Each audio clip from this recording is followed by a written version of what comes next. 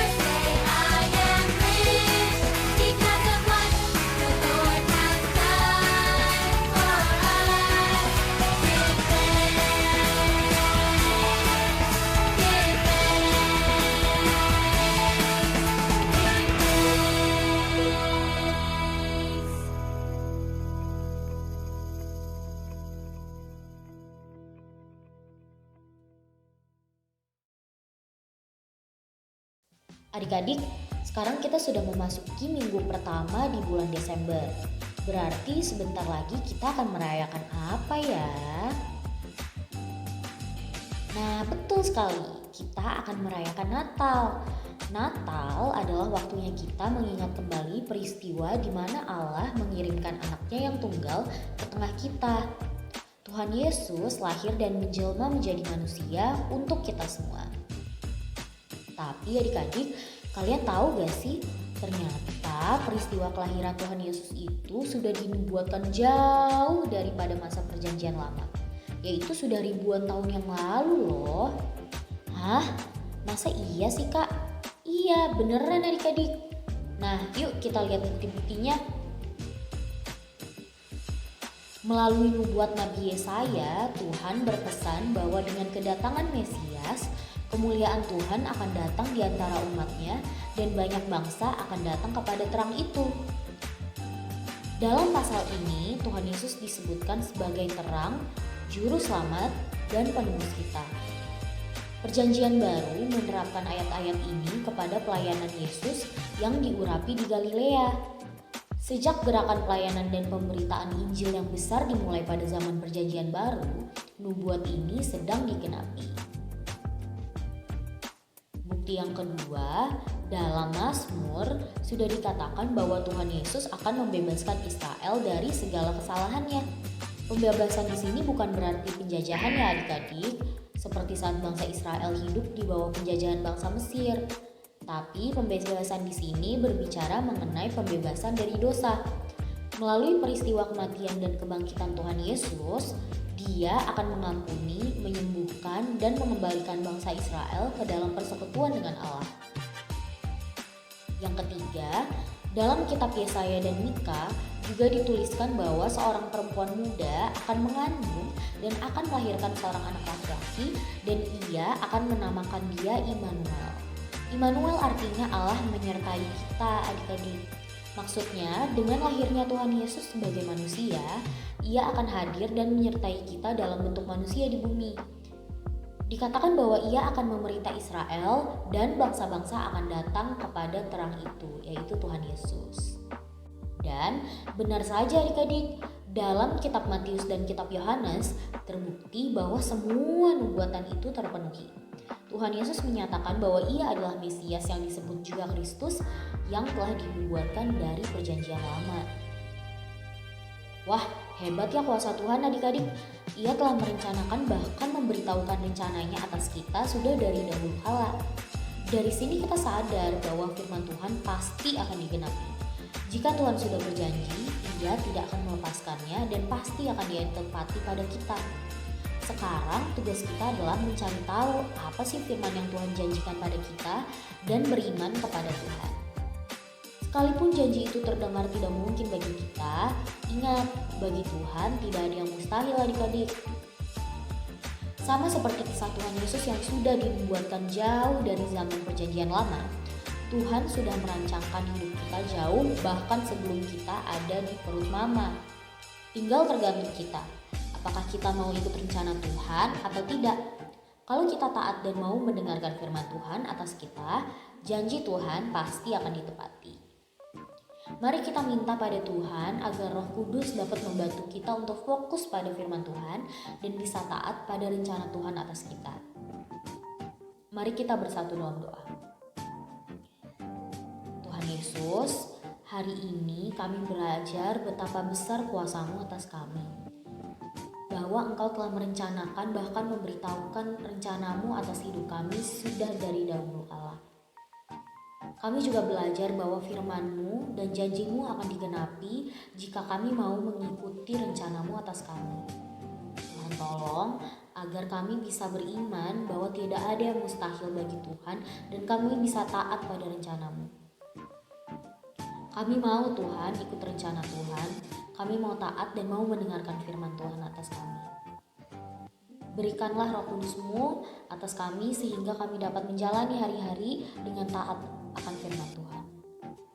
Tuhan juga tolong aktivitas kami sepanjang minggu ini agar kami bisa menjadi terang Tuhan dimanapun kami berada. Terima kasih Tuhan Yesus yang baik.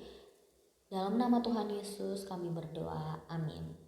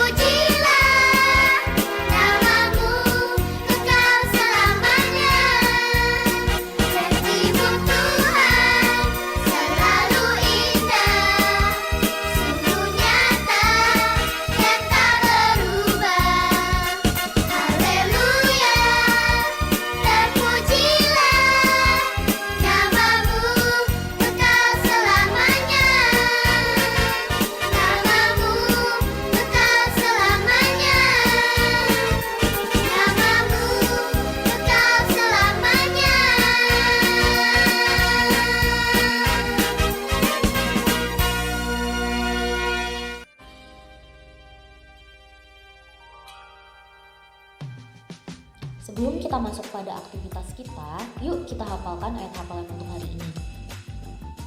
Yesaya 7 ayat 14. Sebab itu Tuhan sendirilah yang akan memberikan kepadamu suatu pertanda. Sesungguhnya seorang perempuan muda mengandung dan akan melahirkan seorang anak laki-laki, dan ia akan menamakan dia Immanuel. Sekali lagi, Yesaya 7 ayat 14. Sebab itu Tuhan sendirilah yang akan memberikan kepadamu suatu pertanda. Sesungguhnya seorang perempuan muda mengandung dan akan melahirkan seorang anak laki-laki, dan ia akan menamakan dia Immanuel. Dihafalkan dan diingat-ingat terus ya adik-adik. Yuk, sekarang kita akan bermain teka-teki silang. Coba diisi ya. Mari kita lihat seberapa jauh pengetahuan adik-adik mengenai kelahiran Tuhan Yesus.